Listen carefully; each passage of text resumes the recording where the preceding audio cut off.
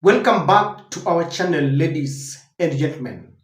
Several leaders continue to condemn Ruto's stray orders of shooting people's feet because they say it is against the law and it goes against the respect to human rights. Then they say if you find someone you believe has done something that is culpable, the best thing to do is to arrest.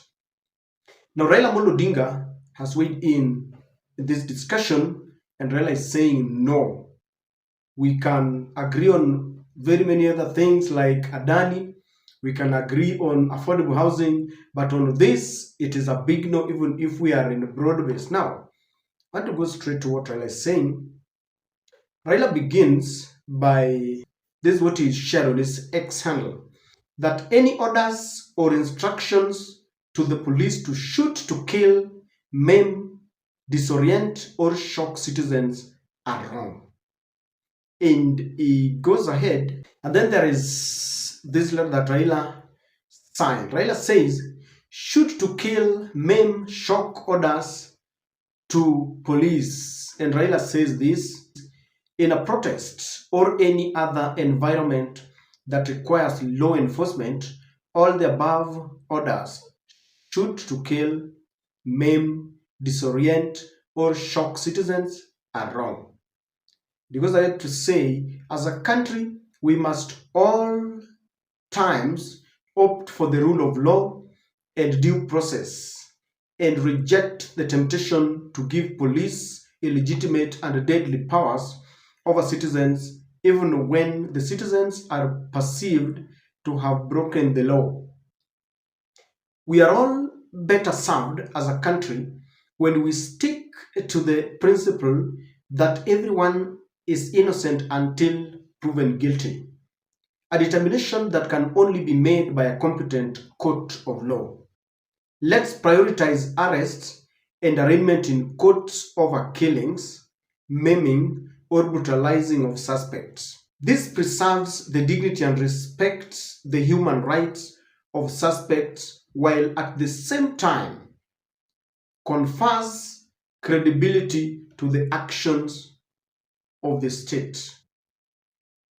As a country, we should do everything to avoid the militarized approach to policing. Examples from around the continent show that such an approach only increases risk of violence.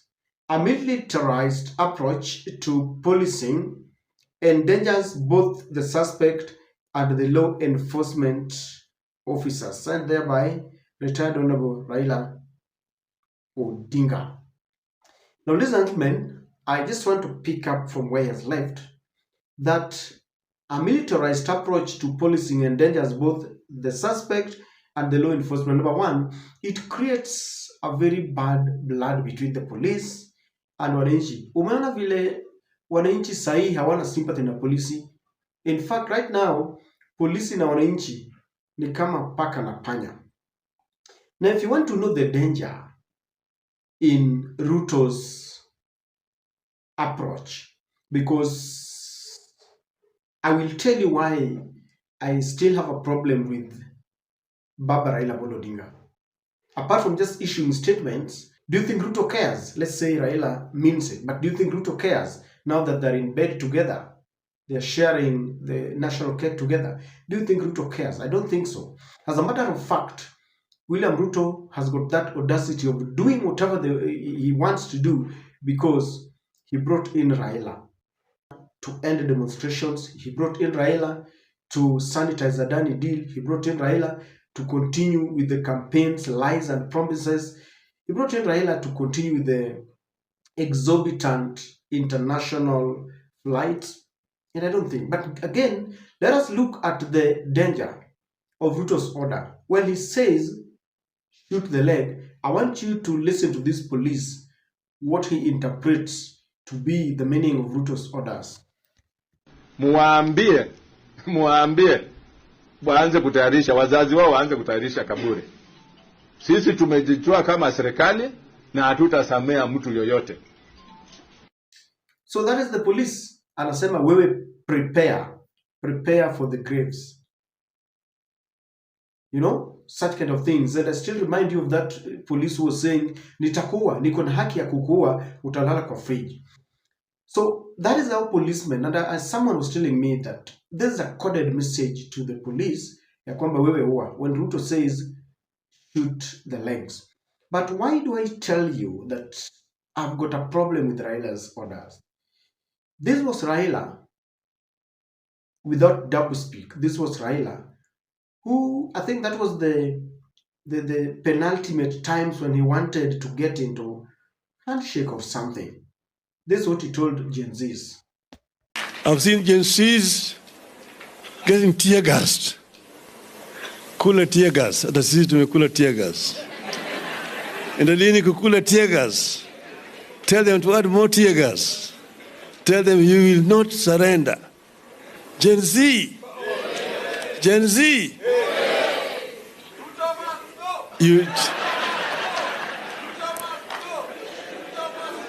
They told me that Baba, kaa nyumbani. Umefanya ya kutosha. Tutaendelea. Niko nyumbani lakini niko behind you.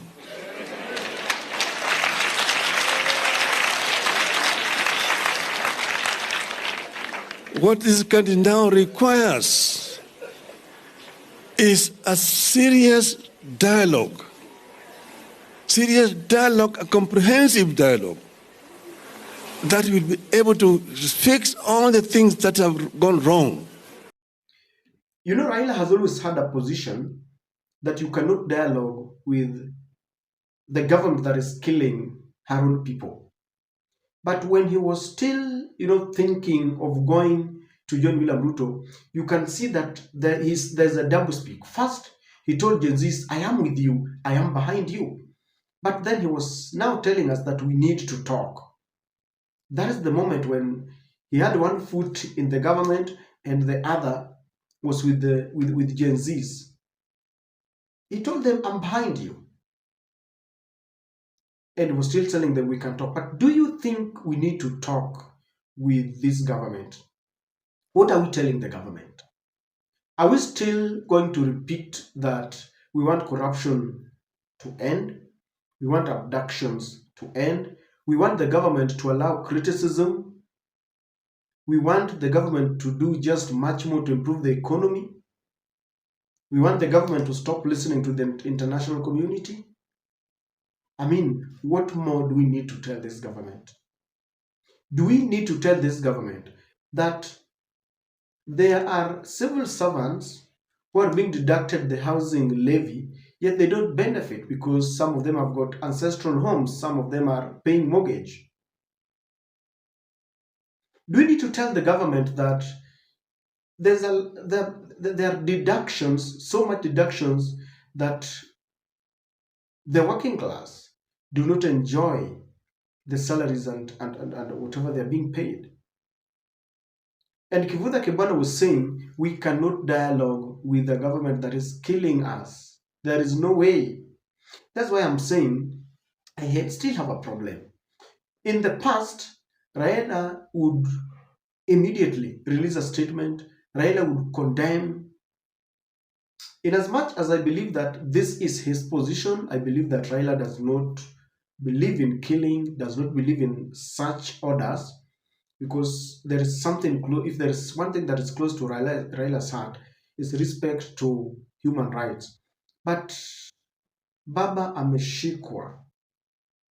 He's between a rock and a hard place. He's dining with this government. And so the best he can do is to release a statement. He cannot condemn. Do you know that kind of courage that Sifuna had when he was saying, you cannot tell us to wait for you in 2027, but you don't give us a chance to get to 2027. He doesn't have that courage now because I have a feeling he has been compromised. You cannot, condemn the very government that you are in. They are dying together. Listen to one of Raila's fans who has bought this idea that Since it is happening to Kikuyus and we are not Kikuyus, then we should celebrate. Who has bought the idea and the narrative that they celebrated when we were being killed and therefore it is our turn to celebrate? While I've always believed that the best we need to do is to learn from our mistakes and ensure that we don't, two wrongs never make a right. Listen to one of these Raila's fans. Upende usipende, watu wa Mount Kenya, poleni sana. Mumejaribu kwa uwezo yenu, na sisi pia raundi tulisema kama ni mbaya, ni mbaya. Hata hizi maandamano jaenda vizuri, tulikuwa ndaka muende town muibe. Kwa bahati mzuri walitolewa town mpaka kwao. Sasa Njoroge kwa Njoroge wanaibana.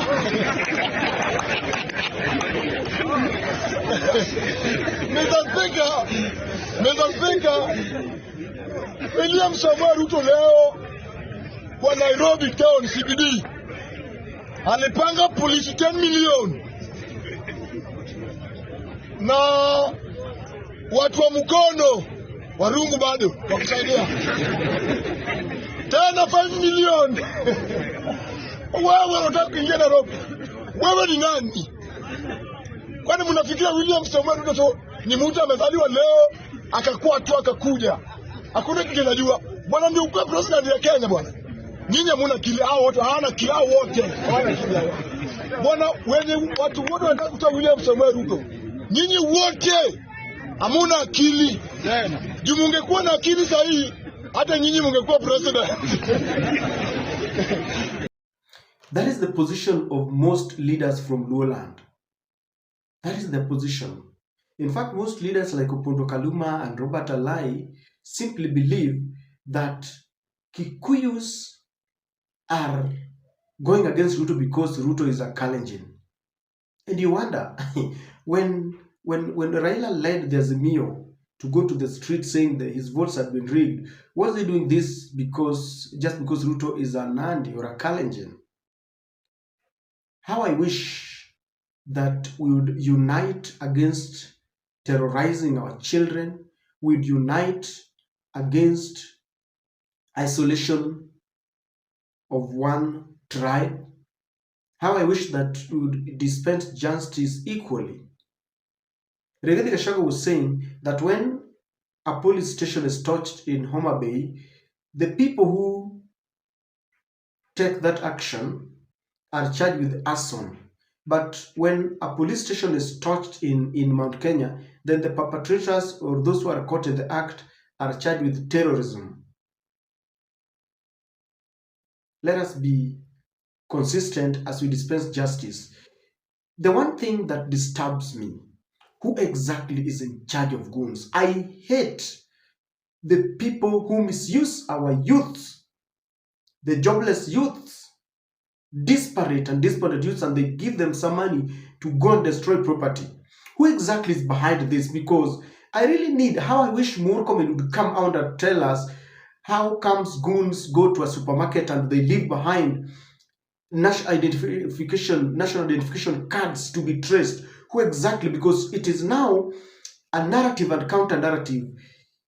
Gachagua and these people believe the government is sponsoring Goons. Ndindi Nyoro was asking the same. How comes Goons leave behind their national IDs?